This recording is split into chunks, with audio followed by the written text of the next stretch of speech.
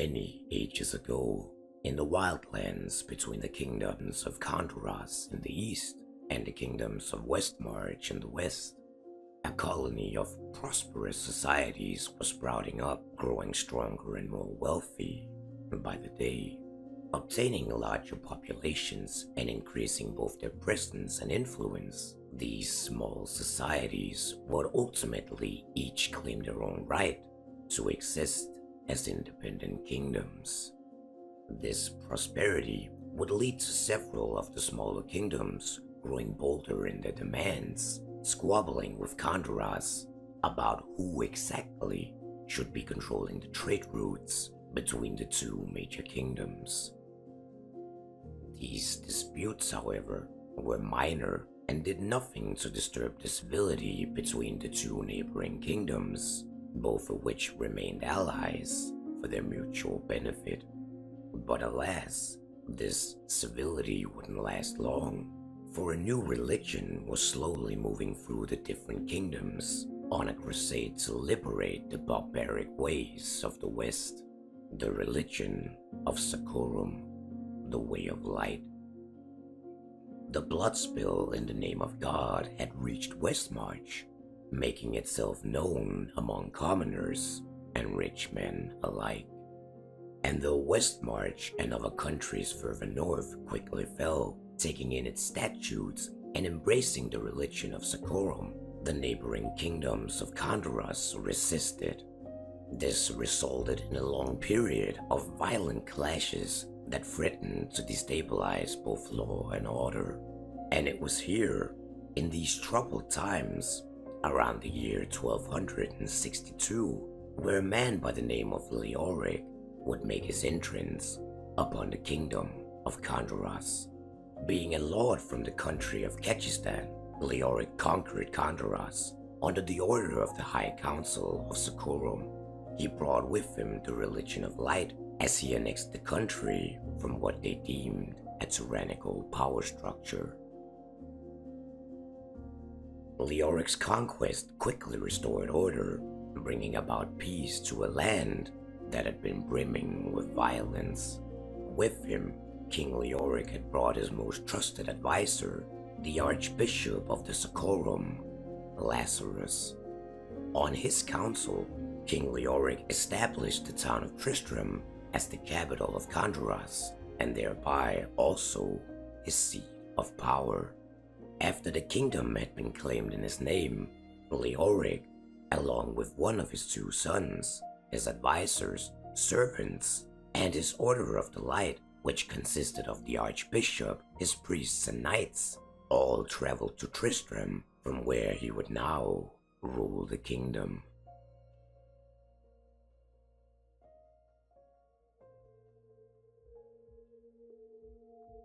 However, upon his arrival at Tristram, King Leoric was quite dismayed. The town was small and in shambles, filled with serfs, shanties, low-quality houses, and a ruin of a monastery that looked to have been abandoned for centuries. Tristram was certainly not a place that was fit for a king. Leoric couldn't comprehend Lazarus's counsel. Why on earth would he have him make this backwater slum the capital of his kingdom? It seemed almost mad. Nevertheless, Leoric would appropriate the monastery of Tristram, restoring it to prime condition before converting it to a cathedral. It may not have been what he had hoped for, but it was certainly better than a shanty. And despite Leoric's preservations, his two sons, Aidan, his firstborn, and the youngest prince, Albrecht, both seemed to thrive in the small town. Though a foreigner, an outsider from Kechistan, who initially wasn't welcomed by the common people, Leoric was quickly taken to heart by the population of Khanduras. He established a reputation for being a righteous king with a pure heart, who had the well-being of his subjects as his primary focus, and was as just as he was pious. Under the rule of Leoric, Khanduras would prosper from the Cathedral of Tristram The already established and prominent kingdom would thrive by the firm and wise governing of the newly proclaimed king. However, unbeknownst to Leoric, below his throne, far beneath the surface of the former monastery, lurked an ancient danger, long forgotten by both time and people. In the dark corridors beneath the cathedral, Lazarus the Archbishop found himself wandering deeper and deeper into the unknown. His mind had now for a long time been warped, changed, corrupted.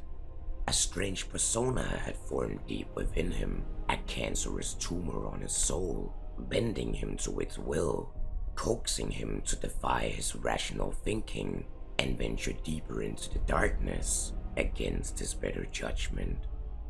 It was this persona that had advised Leoric to come here in the first place, and now, more than anything, he felt that something in the depths of this catacomb was calling out to him, drawing him in.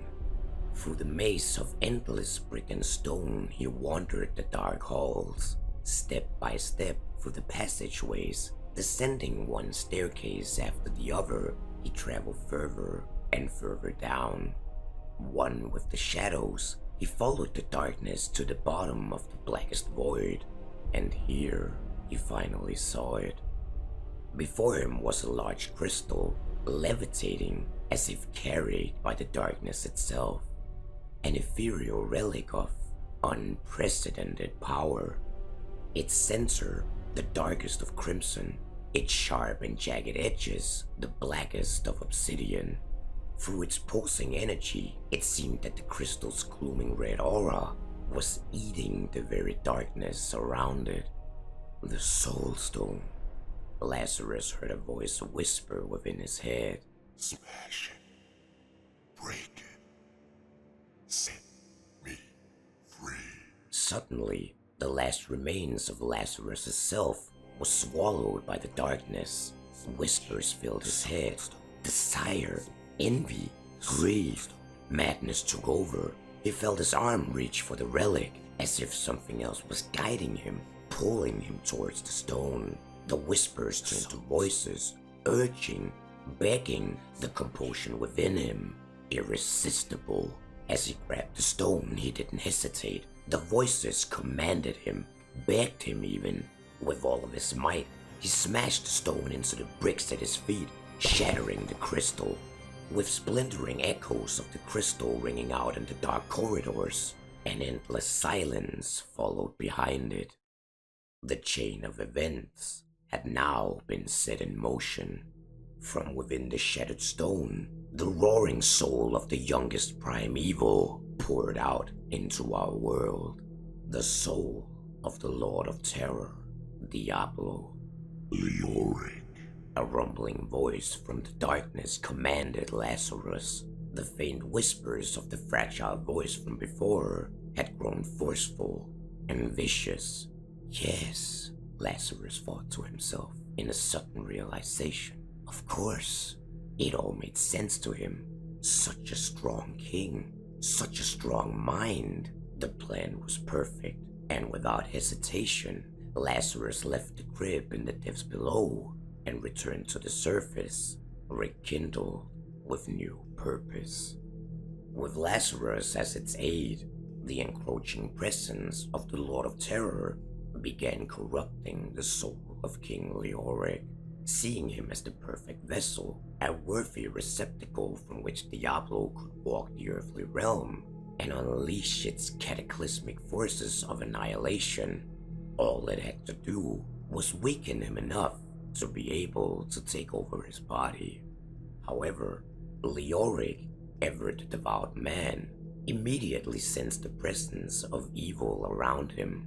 Unfortunately, though his very essence was being corrupted, his soul rotting from within, he was terrified of the potential consequences of admitting to his priests and his advisors that he felt an evil force trying to take over his soul. Certain that his pious mind and faith in God would protect him from this wicked influence, Leoric kept quiet, struggling in silence. For 5 long years, Diablo poisoned his mind. Leoric's rule grew ever more violent and vicious with his decline.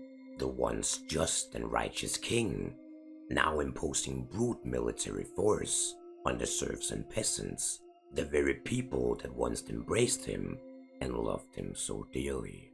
Through this violent rule, the reputation of King Leoric became tainted, and he became known as the Black King, a raging madman. His deterioration became more and more apparent to the people around him. The queen, the priests, and all of the king's advisors all concluded something had to be corrupting their king. Terrified that the court would spring to action before Diablo could assume control of its newly chosen vessel, Lazarus whispered in Leoric's ear. Knowing that the king was prone to violent outbursts, Lazarus convinced him that the neighboring kingdom of Westmarch was planning to go to war with Khanduras. And just as Lazarus predicted, the reaction of King Leoric was swift and violent.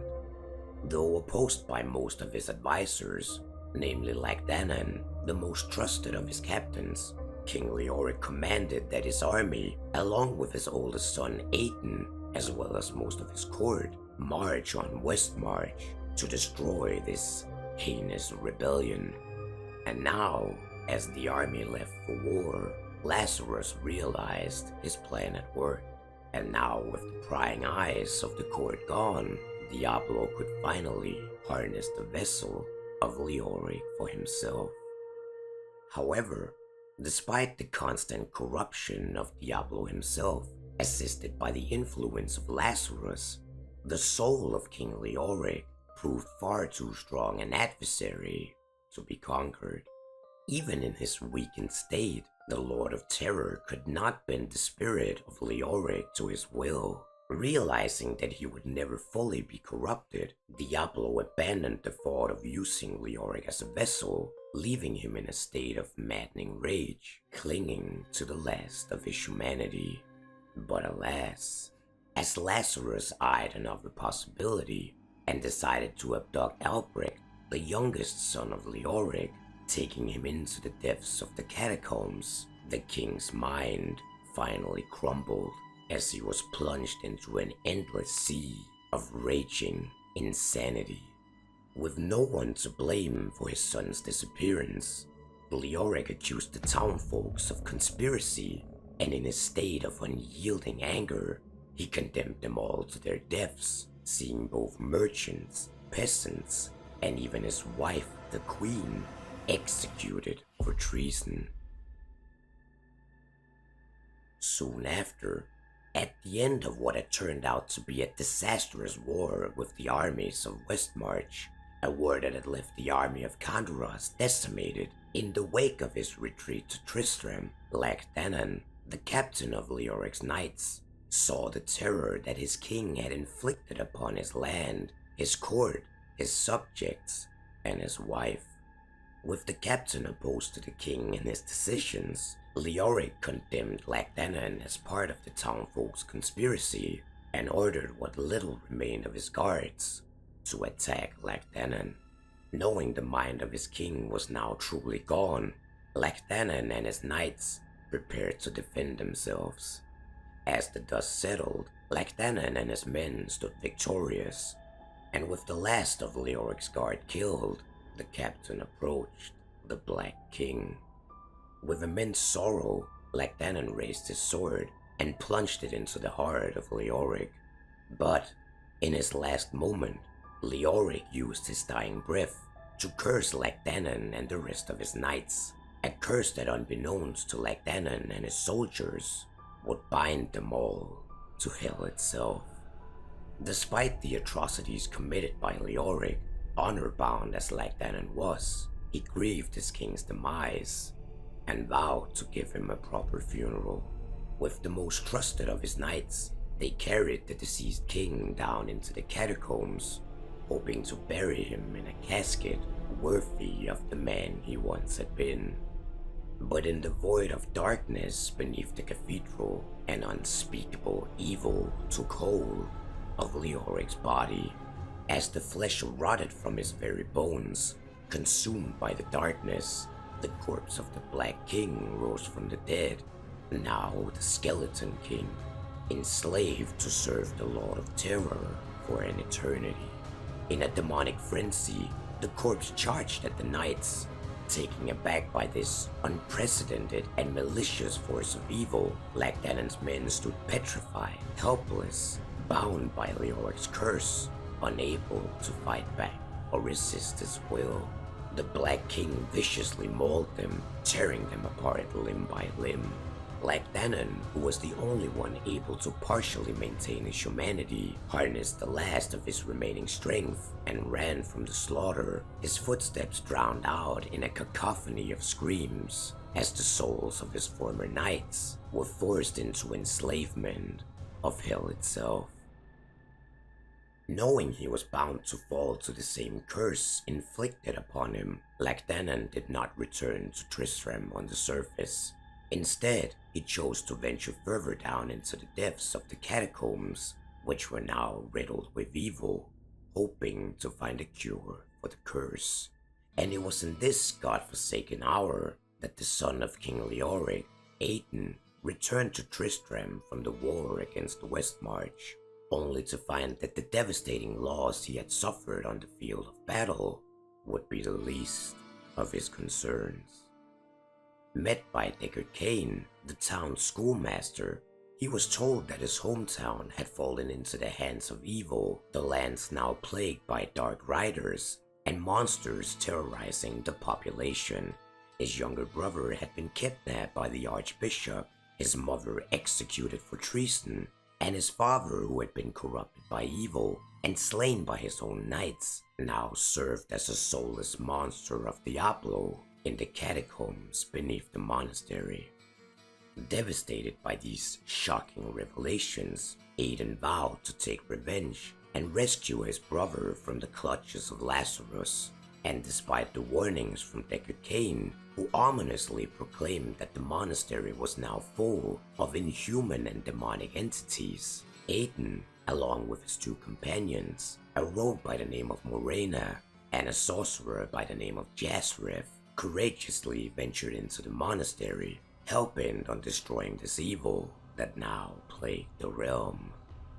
Through the darkness the three adventurers trotted, led by Aidan, more determined than ever to right the wrongs of his father. The three had no idea what awaited him in the tunnels beneath the palace, but they all knew there was no turning back.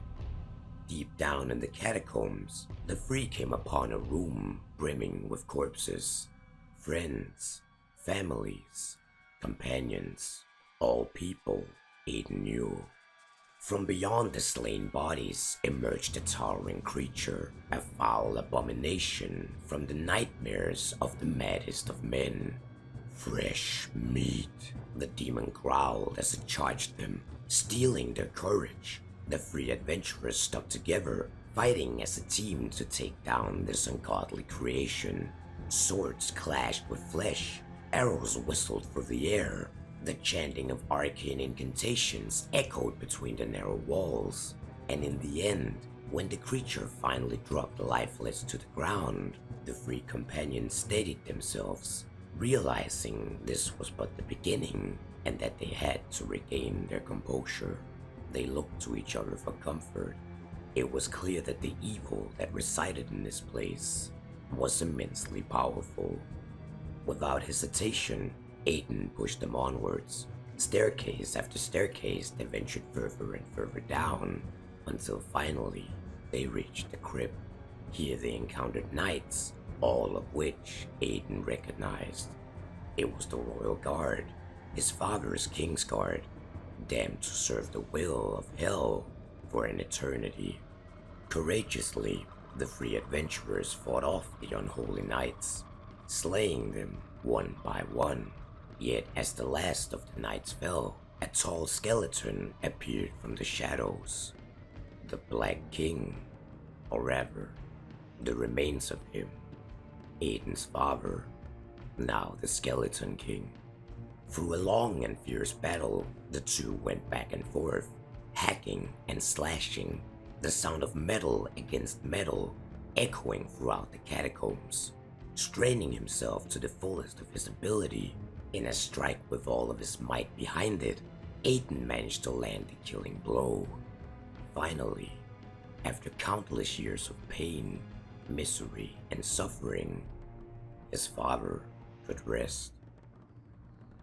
With the corpse of his father at his feet, Aidan's composure was wavering, but still he remained determined. With his two companions, he pushed forward, leaving no room to weep or mourn for the loss of his father. His brother was still missing, and this was no time to rest. Their journey took them further down into the catacombs, facing the seemingly endless hordes of minions that poured out from the depths of the earth. The condemned, the dead, and the damned, all mindlessly trying to prevent them from plodding forward. After hours of wandering and fighting through the shadows, deep in the darkness beneath Tristram, the three adventurers sensed the foul darkness near them. As they defied their fears and ventured onwards, they came upon a sacrificial altar, and behind it, none other but the Archbishop Lazarus himself. Aidan saw the corruption of his soul, his humanity long gone, yet he forgot his composure for a second as he upon the altar saw a young boy cut up and sacrificed. Lazarus bellied with laughter that Aidan was too late to save the boy, and in his furious anger, Aidan cut down the former archbishop. To his relief, Aidan realized the boy at the unholy altar wasn't his brother Albrecht, it was someone else. He steadied himself before he, with Marina and Jasrith at his side, continued further down. The deeper the three adventurers got, the warmer it became, the walls around them gradually changing from stone to bone. The reek of raw meat soaked through the hot, humid air, as if hell itself was merging with the realm of the living. And it was here, on the threshold of hell itself, where mortar turned to blood and the smell of sulfur seeped up through the ground, in a place that seemed to defy reality. Among the skulls and fire that the three encountered him, Diablo, the Lord of Terror himself. With an army of demons and minions at his side, the three companions saw themselves outnumbered 1,000 to 1. The fear of death tightened around them as darkness itself charged at them. Despite their seemingly impossible odds, the adventurers braced themselves. With teeth and nails, they clashed with the hordes of hell. Relentlessly, the resolute spirits crushed demon after demon and minion after minion. With every creature slain, their confidence grew, and every single kill pushed them ever so close to Diablo himself. Finally, as the last of his minions fell, only Diablo remained. Standing in front of the very corruption that had caused the downfall of his country, his kingdom, and his family, Aidan's fury wasn't yielding. With an unstoppable determination to avenge his family and cement his legacy, Aidan took it upon himself to end the reign of terror by this godless creature. Dark magic erupted as the unholy roar of Diablo tore through the air, the sound alone enough to cripple a common man, and Aidan braced himself for the worst yet to come. The giant creature attacked, but with the weight of his kingdom behind it, Aidan drove his sword through the creature, slaying the beast that had brought ruin to the realm of mankind.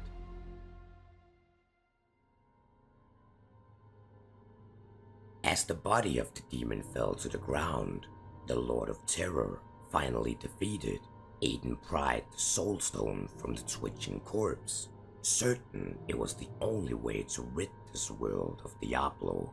However, As the soul stone parted with the skull of the demon, the body of Diablo began changing, fading.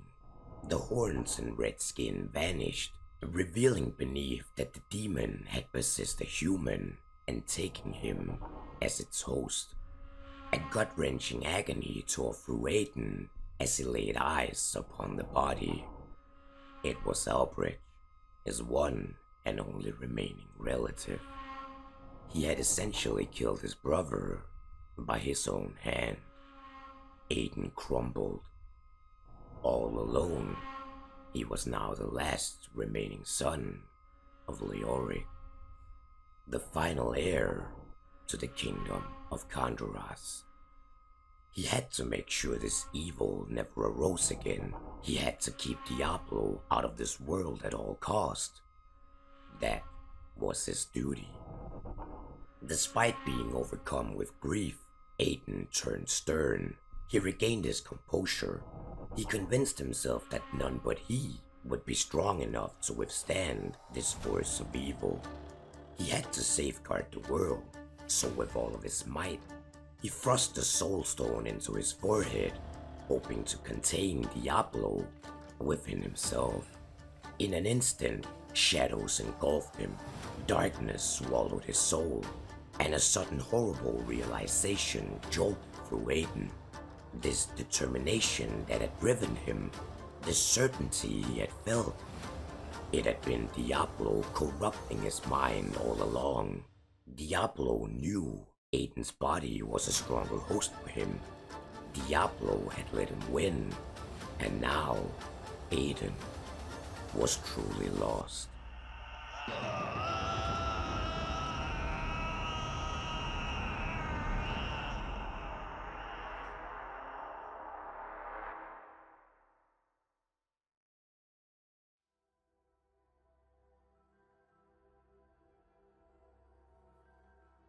Hey there, Hazmat here. This was but the first possible episode of lore within the universe of Diablo, so if you enjoyed this particular video, make sure to let me know in the comments below so I can continue making more. As always, a big thanks goes out to the Hunters Lounge, specifically the exclusive Johnny Sevens, the exclusive Itchy Boy, the exclusive Warmog, and the exclusive Rat. The VIPs: Clovo Bearslayer, Derivative, Doc Powell, Gino Lucero, Goose, Hambo, Jiminel Bob, Corey Peterson, Michael Fornell, Murdev Menace, Hyde, Slip, Stas B. Aztec, Sunrise Phoenix, TJ Crane, Texas Toast, and the Wizard of Copper. And of course, all the regulars. If you want to support me in the channel, consider signing up as a member, either here on YouTube or on Patreon for as little as $1 a month. Link is in the description below. And thank you all for watching. I'll see you in the next one.